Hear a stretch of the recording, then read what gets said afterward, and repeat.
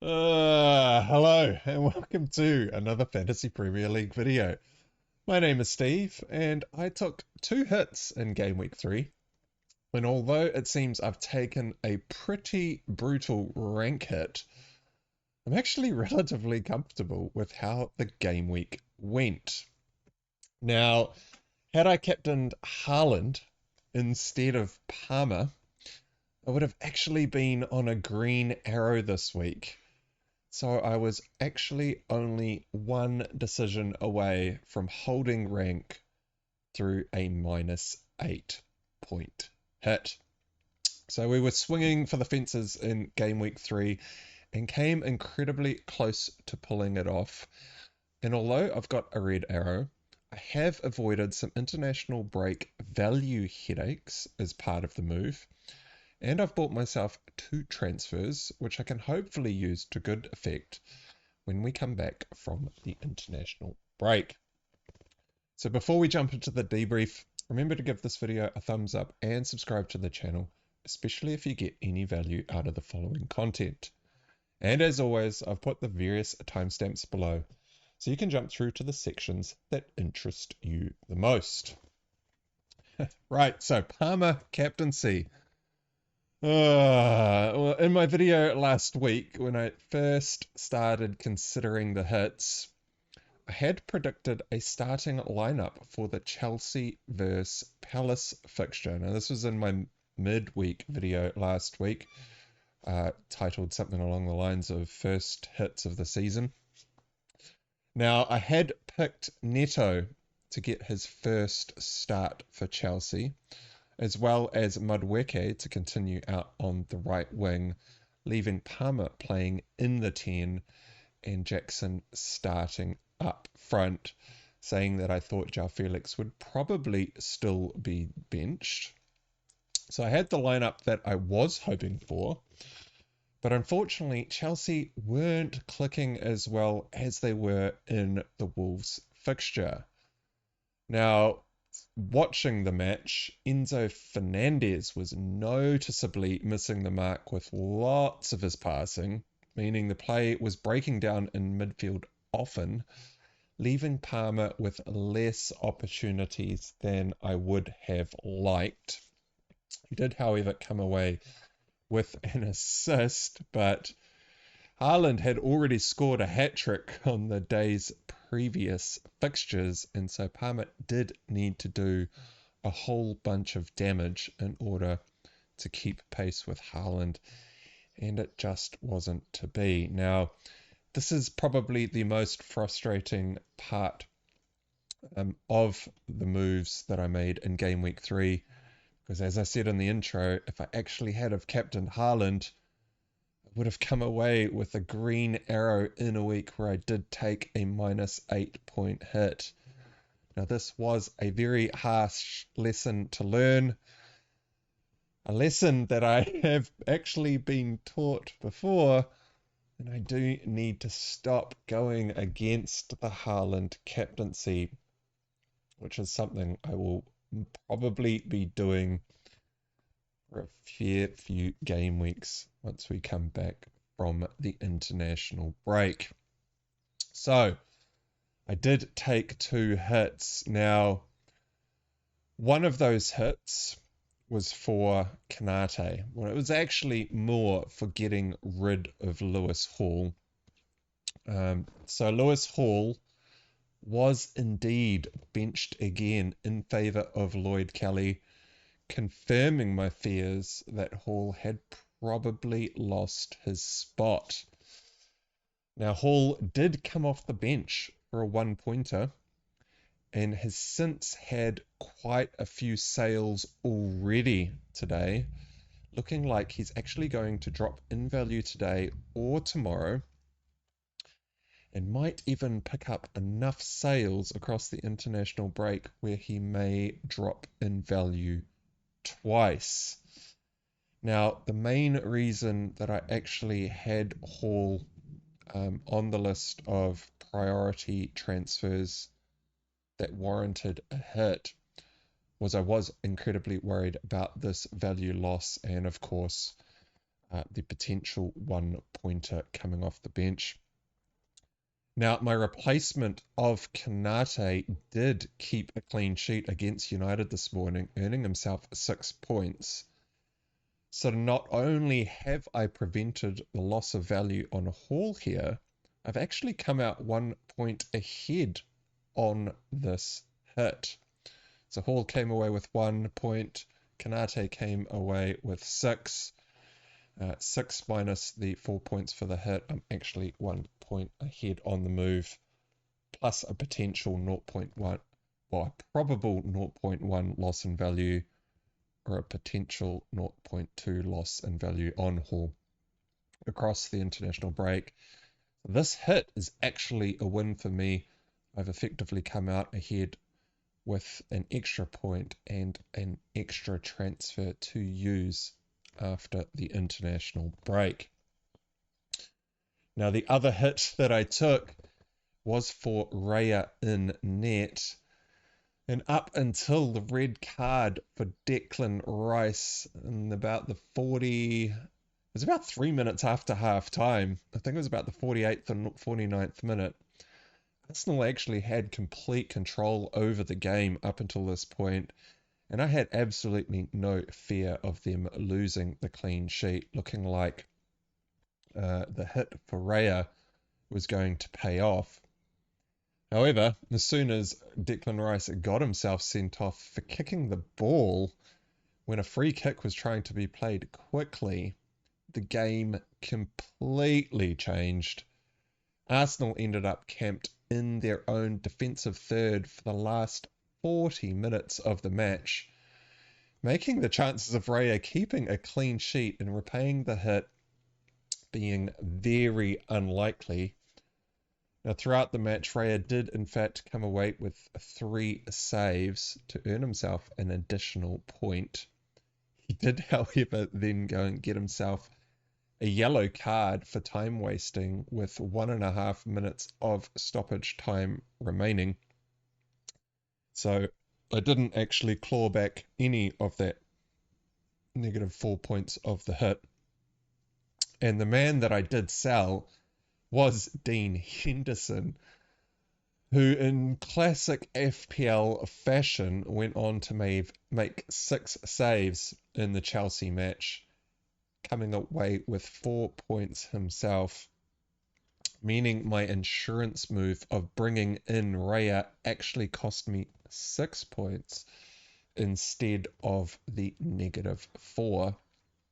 However, the best case scenario for Raya to lose his clean sheet actually transpired in the match, with Joao Pedro being the man who scored the goal, earning me a massive rank swing into the positive.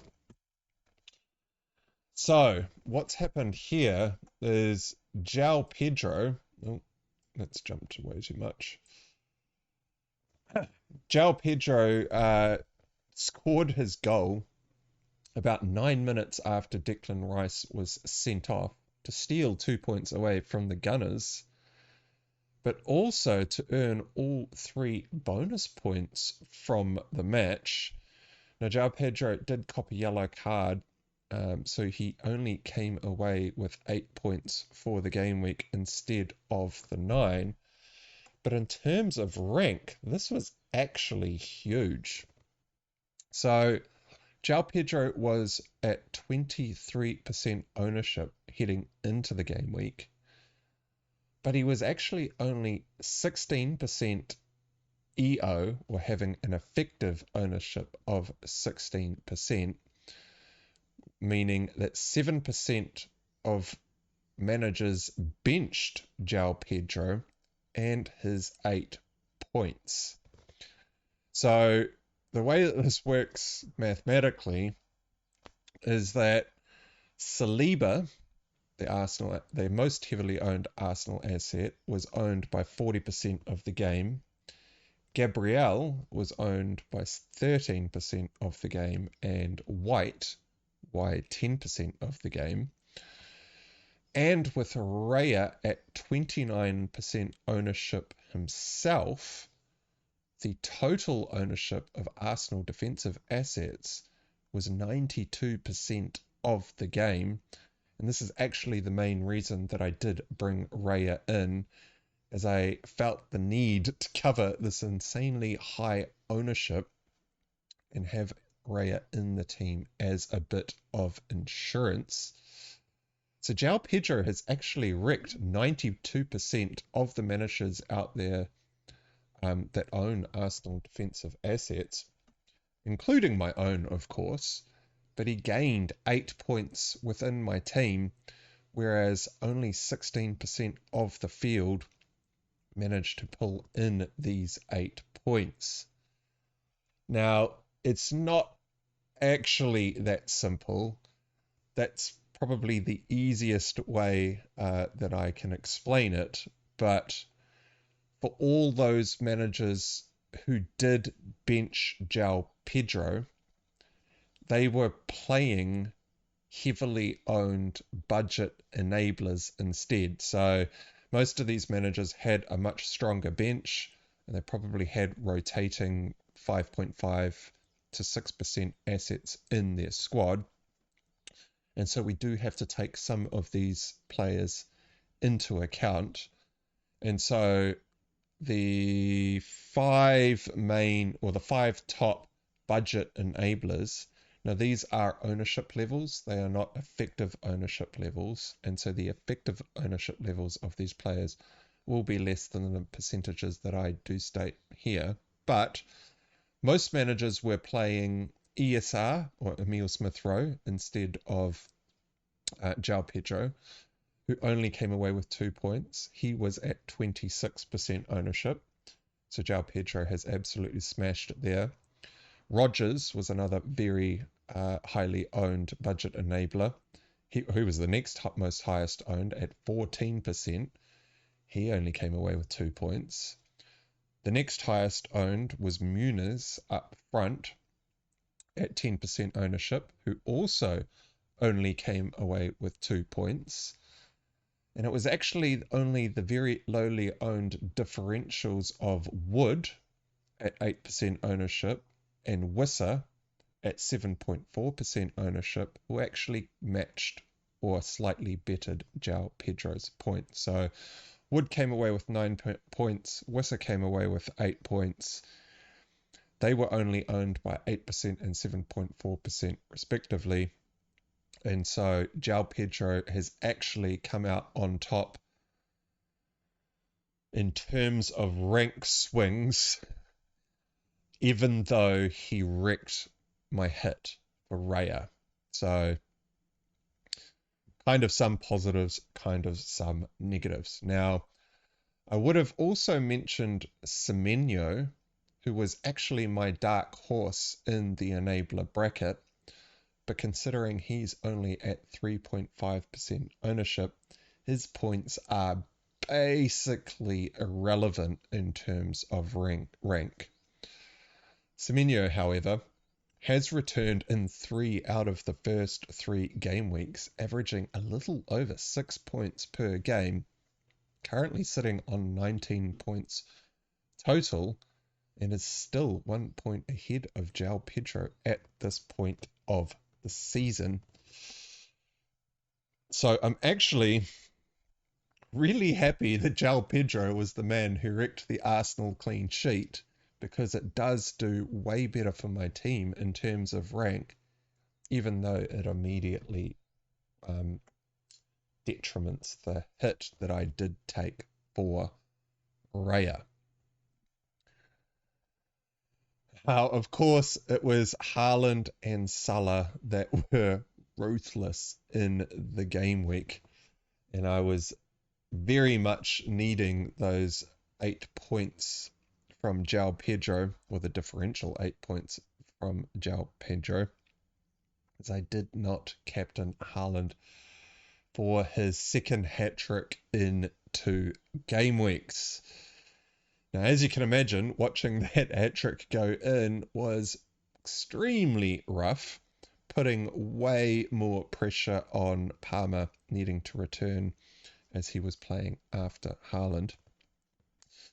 However, on the positives, Haaland was only owned by 62% of the game, meaning that there's roughly 40% of managers out there who got no Haaland points at all this week.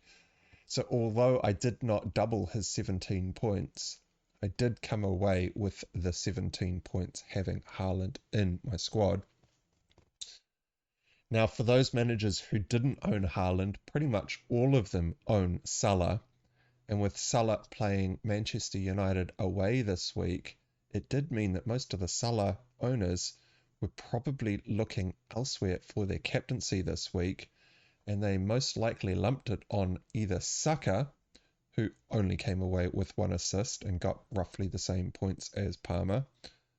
Most of those managers also have Palmer and probably would have captained him as well, considering he was at home playing Crystal Palace, who have just lost some key defensive assets. But of course, there were still a few Salah captainers out there who did captain Salah's brutal 17-pointer, who I have just sold in order to fund the moves of bringing in Raya and Konate. So it is definitely not a win this week, but I am now way more comfortable with my team moving forward, with Raya and Konate in the team. My main concerns moving forward now is, of course, Palmer versus Salah, as the reason that I did bring Palmer in is I did think he would be able to keep pace with Salah over the coming 5 game weeks. And as I did mention to some of you in the comments on the videos last week, I am not selling Salah to say goodbye to him for the whole season.